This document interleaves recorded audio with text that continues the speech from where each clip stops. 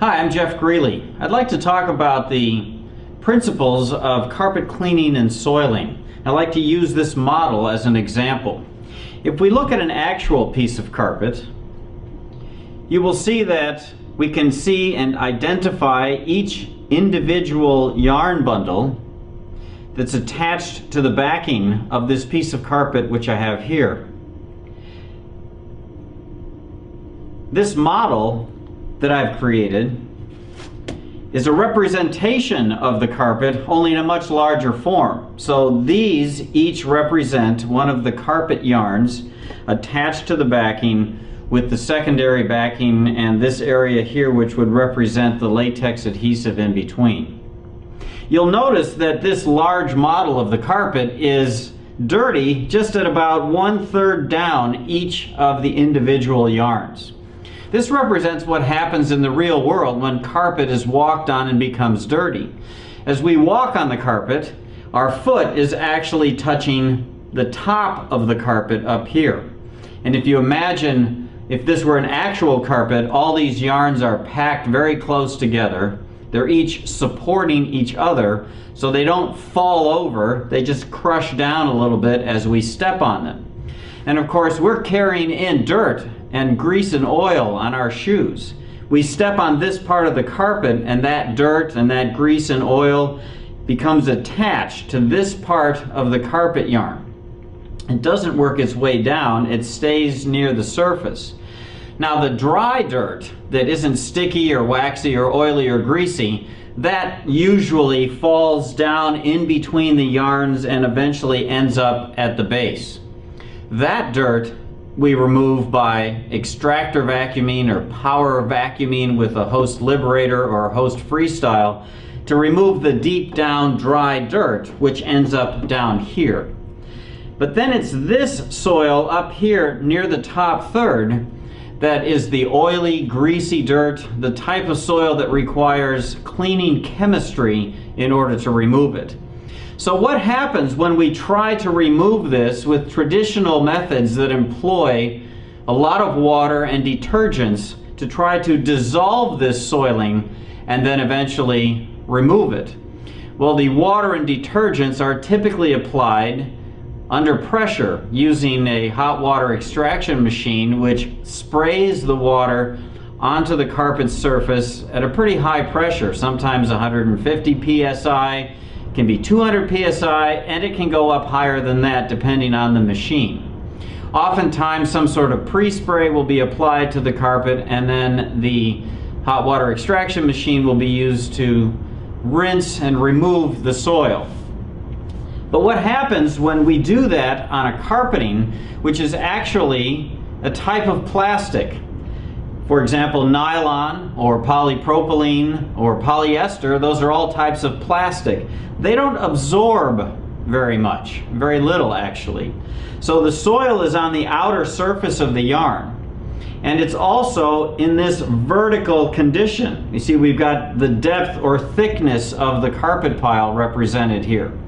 So as we apply liquid under pressure, the liquid with the detergents is going to do its job, which is to dissolve the soiling. But we can quickly lose control. I've got a little bit of detergent in this spray bottle just to demonstrate what can happen when we apply this under pressure to the surface of the yarn. As we apply it, you can see that it's certainly dissolving the soil that's there. But what is also happening is the soil that's being dissolved is actually running down the side of the yarn. Now, if this was an actual hot water extraction machine, that would happen much more quickly, as the pressure from the water and the detergent that's being applied would actually just be blasted down the side of the yarn. Now, at this point, this certainly appears clean. Well, it is clean, because the dirt has been removed from here, but where did it go? It actually went down to the back, perhaps even through the backing, and has disappeared. And we actually know that that happens in the real world because people have often experienced a situation where they clean a carpet on Monday, and everything looks good. And they come back on Tuesday when the carpet is dry and spots have reappeared and some of the traffic patterns look just as bad as they did before the cleaning started. That's because as the carpet dried, the liquid that was forced down to the backing slowly was drawn up the sides of the carpet yarn through the evaporation process, drawing the liquid up the side of the yarn and anything that was in that liquid, the detergent, the soil that was dissolved, the spot that was dissolved, coming back up the yarn, so that eventually what we have is resoiling right at the tips of the yarn again, and it appears as though the spot has come back. So how do we solve this problem of cleaning a vertical surface without losing control?